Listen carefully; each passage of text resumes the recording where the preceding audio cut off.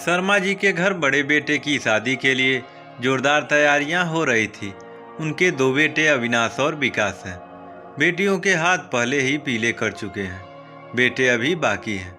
अविनाश खींच खांच कर बीए की पढ़ाई पूरी कर अब दूसरों की खिड़कियों से तितलियों पर नजर रखता था, या सुबह शाम अपनी छत पर फिल्मी गीत गुनगुनाते मोबाइल पर चैटिंग करते हुए सैटेलाइट बना फिरता था। इस चक्कर में लोगों ने कई बार उसकी पीठ पूजा कर धूल भी झाड़ी थी, लेकिन इश्क और उम्र का तकाजा उसका क्या करे। जवानी की दहलीज, ऐसे में इश्क न हो, आशिकी न हो तो जिंदगी बेमजा है। सयानों ने जवानी पर पता नहीं क्या क्या कहा है। खुद मेरी ही अल्प बुद्धि में कुछ तीक्ष्ण विचार कौंधे हैं। फिलहाल अब उसके कवारेपन की उल्टी गिनती पूरी होने वाली थी और सैटेलाइट अपनी कक्षा में पहुंचने वाला था। अब उसकी शादी का शुभ मुहूर्त आने वाला है। इधर शर्मा जी की पत्नी भी पूरी मेहनत से नई बहू हेतु व्यवस्था बनाने में जुटी थी। शर्मा जी ने बेटे के लिए तमाम लड़कियों की फ़ोटो की मैचिंग की थी। किसी की आंखें बड़ी बड़ी तो किसी की नाक चपटी, किसी का कद छोटा तो किसी का माथा चौड़ा, कोई थुलथुल और मोटी तो कुछ ठीक ठाक देखने में वे निपट निरक्षर, कोई गोरे बदन की लम्बी ठाठी तो कोई हिडम्बा जैसे बड़े बड़े दांतों की मल्लिका, कोई रंग में भैंस से बाजी लगाए हुए। बड़ी मुश्किल से एक रिश्ता उनको जमा। लड़की सुंदर, कदकाठी अच्छी, सुशिक्षित भी। झट शर्मा जी ने हाँ कर दिया। बहू अपने साथ ढेर सारे सामान, दहेज के साथ ही गर्भ में 3 महीने का बच्चा भी लेकर आई। नई बहू का स्वागत सत्कार वैसा ही हुआ जैसे कि घर में नई मोटरसाइकिल या कार का होता है। कुछ रोज उसकी प्रतिदिन पोछाई और धुलाई होती है, बाद में हफ्ते में, फिर महीने में, उसके बाद साल, और कुछ साल बाद तो उस पर कपड़ा भी नहीं मारा जाता। बस वह चलती रहती हैं। शुरू में शर्मा जी की पत्नी नई नवेली बहू की पड़ोसियों में बड़ी तारीफ करती थी। ऐसी सुंदर, सुशील और आज्ञाकारी बहू है कि उसके विषय में जितना भी कहा जाए कम है। भगवान ऐसी बहू सभी को दे।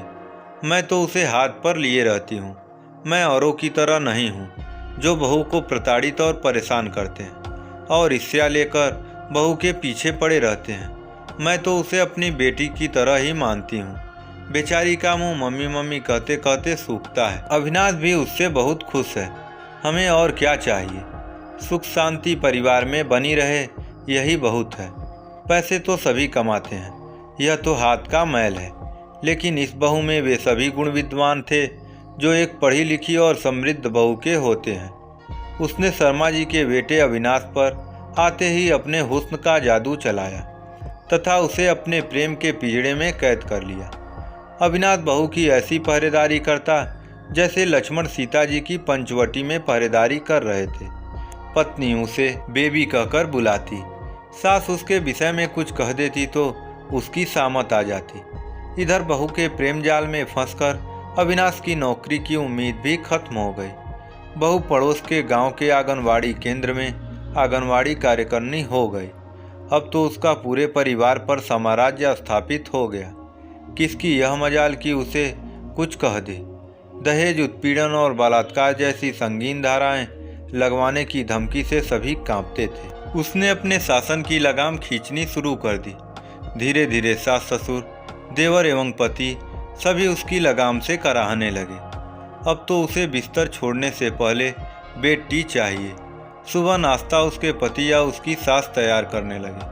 थोड़ी सी बीमार होने पर गाय की तरह रंभाती, एकदम छुई मुई हो जाती।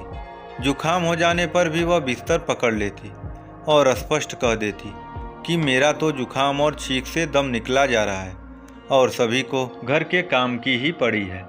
इस घर में तो आदमी काम करते करते ही मर जाए। यह घर है कि कारखाना।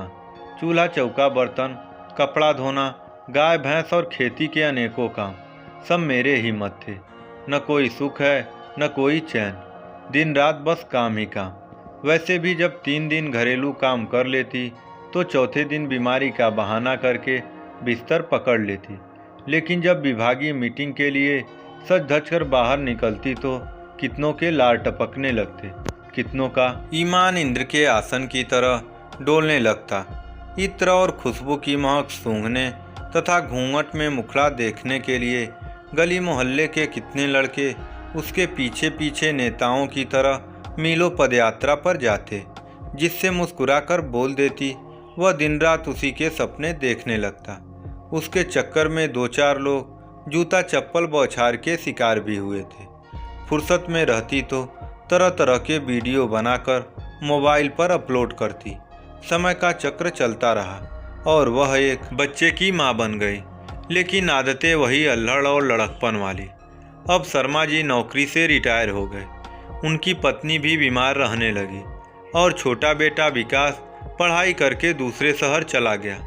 बहू बेटी पर घर गृहस्थी का बोझ बढ़ता ही जा रहा था। बुढ़िया अब बात बात पर बहू को चिल्लाती, डांटती और ताने देती। वह बहू के फैशन देख देख कर जली जा रही थी। वह लोगों को सुनाकर कहती, अब की बहुएं तो ऐसी हैं कि वह चाहती हैं कि पति उसका नौकर बन जाए और सास उसकी सेवा टहल करने वाली दाई।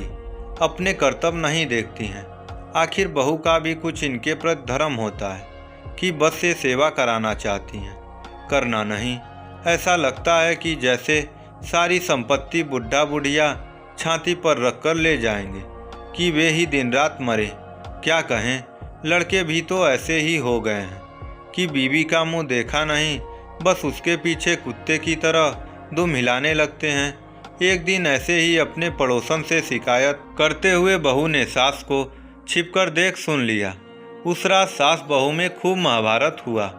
बहू ने सास को पटकनी दी, बाल खींचकर 2 कूहनी लगाई।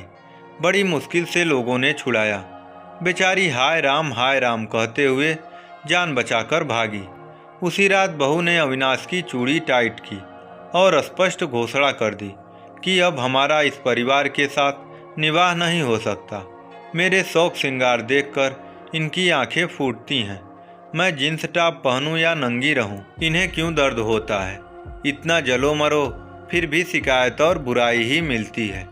जब खुद भुनेंगे खाएंगे तब मालूम चलेगा। बैठे बिठाए सब मिल जाता है तो इन्हें खुरापात सूझती है।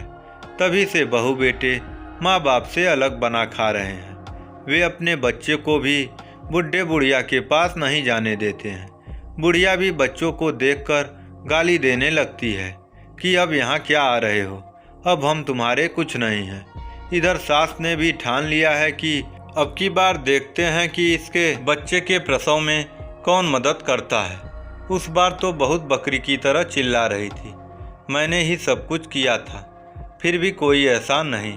मेरी बिल्ली मुझसे ही म्याऊं। इस बार ही तो इसे पता चलेगा कि सास को दुत्कारने फटकारने का क्या फल मिलता है।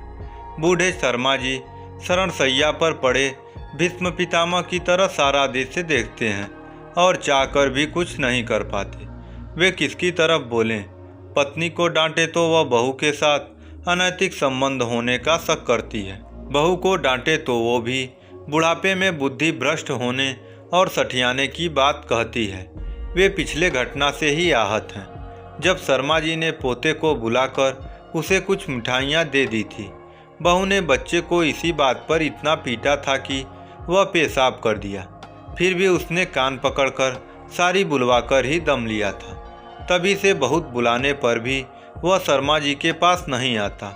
वे अपनी लाचार हालत पर आंसू बहाते हैं, पछताते हैं। उन्हें समाज भी देखना है, छोटे बेटे की शादी करनी है। पारिवारिक कलह का दुष्प्रचार होने से डरते हैं। वह बेचारे इधर जाएं या उधर, एक तरफ कुआं तो दूसरी तरफ खाई वाली स्थिति है। पड़ोस के लोग उनके घर की कथा का चटकारे लेकर मजा लेते हैं और हंसते हैं, ठहाके लगाते हैं। उन्हें इस काम में छप्पर फूंककर हाथ सेकने जैसा आनंद मिलता है। धीरे धीरे पारिवारिक कलह की बातें रिश्तेदारों तक फैल रही हैं। वे भी अब इनके यहाँ आना कम कर दिए हैं। सोचते हैं कि वहाँ सब आपस में ही भिड़े हुए हैं, ढंग से बोलचाल नहीं है तो हमें कौन पूछेगा। जब जाओ ये उसकी शिकायत और वह इसकी शिकायत करेंगे। कौन इनकी पंचायत तोड़े, पंच बने। सही बात किसी को अच्छी नहीं लगती, गाली और बदनामी ऊपर से। इससे अच्छा है कि आदमी रूखी सूखी खाकर अपने घर पड़ा रहे। वह सब तो फिर किसी दिन एक हो जाएंगे और हम जीवन भर उनसे दुश्मनी मोल ले लेंगे। ना बाबा ना। अब पूरा मोहल्ला बहू से तौबा करता है और माफ़ी मांगता है और वह अपना जलवा समय समय पर दिखाती रहती है। इस कहानी से हमें बहुओं के संस्कार का पता चलता है। आखिर माता पिता बहू को इतना प्यार करते हैं तो फिर उनका तिरस्कार क्यों? उनका भी माता पिता के प्रति कुछ दायित्व है जो उन्हें निभाना चाहिए। आखिर बहुएं समाज में ऐसा मिसाल पेश करेंगी, यही उनका संस्कार है। आपको ये कहानी कैसी लगी कमेंट बॉक्स में ज़रूर कमेंट करें।